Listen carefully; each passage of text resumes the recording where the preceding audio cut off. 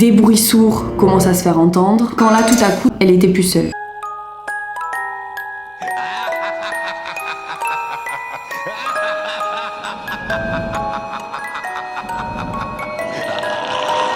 Bon, j'espère que vous allez bien. On se retrouve aujourd'hui pour une nouvelle histoire de thread d'horreur et pas des moindres. Si on est ici les amis, c'est pour que je vous raconte l'histoire de Claire et de la chambre 314. En 2019, une jeune femme nommée Claire décide de partir en voyage et de loger pendant une nuit dans une chambre d'hôtel. Elle s'était arrêtée dans cet hôtel, le seul ouvert à des kilomètres. Il faut dire que cet endroit était un petit peu étrange et beaucoup trop silencieux. Une fois à l'accueil, la réceptionniste lui donne la clé de la chambre 314, sans dire un mot, juste un regard un tout petit peu trop insistant. Claire marche donc vers sa chambre, dans un couloir sombre, le parquet grince sous ses pieds, puis elle ouvre la porte. La chambre était simple, bien arrangée, mais plutôt froide. Et d'ailleurs, beaucoup trop froide pour un soir d'été. Une odeur très étrange flottait dans l'air, comme si cette chambre n'avait pas été occupée depuis des années. Claire dépose donc ses affaires dans la chambre. C'est une ambiance de chambre dans laquelle on n'a pas envie de dormir, tout simplement. Des bruits sourds commencent à se faire entendre.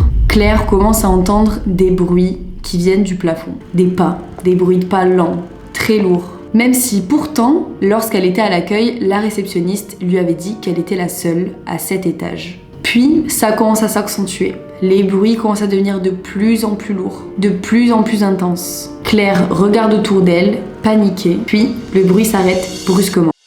Elle essaye donc, comme une personne normale, de se rassurer et de se dire que c'est peut-être les bruits du bâtiment, parce que c'est une vieille bâtisse. Mais au fond d'elle, elle se dit quand même qu'elle est pas folle et qu'elle sait ce qu'elle a entendu. Du coup, Claire décide de sortir de sa chambre pour voir ce qui s'y passe. Elle monte les escaliers, encore une fois ça grince sous ses pieds. Elle monte, mais elle se rend très vite compte que cet étage n'est pas censé exister. Claire décide d'avancer dans ce couloir, qui est anormalement long et très sombre. Moi je vous le dis à sa place, j'aurais déjà fait une syncope. Je sais pas comment elle a fait déjà pour sortir de sa chambre, j'aurais été trop mal à l'aise. Dites-moi en commentaire ce que vous auriez fait. Quand tout à coup, elle a des hallucinations. Elle a l'impression que les murs commencent à se rapprocher d'elle. Claire tombe maintenant sur une porte entrouverte avec une faible lumière à l'intérieur. Elle pousse délicatement la porte et à l'intérieur, elle découvre une porte identique à la sienne. Puis sur le lit, quand elle se rapproche un petit peu, elle se rend compte qu'il y a une photo jaunie, ternie par le temps, déposée sur la couverture. Et sur cette photo, il y a une femme. Une femme qui ressemble étrangement à elle. Claire entend soudainement un bruit derrière elle, mais quand elle se retourne, il n'y a personne.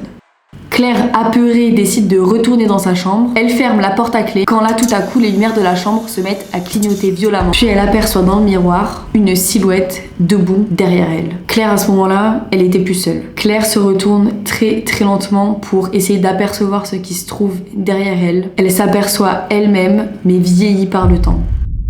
Puis tout à coup, les lumières redeviennent normales comme par magie, et plus de silhouette dans le miroir.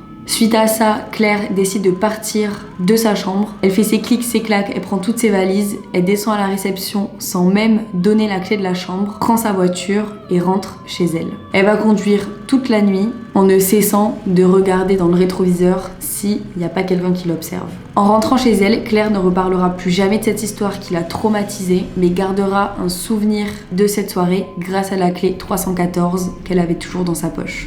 Suite à ça, elle s'est promis qu'elle ne revoyagerait plus jamais toute seule et surtout pas dans un hôtel peu fréquenté comme celui-ci. C'est la fin de ce thread d'horreur, j'espère qu'il vous a plu et on se retrouve dans d'autres histoires très bientôt.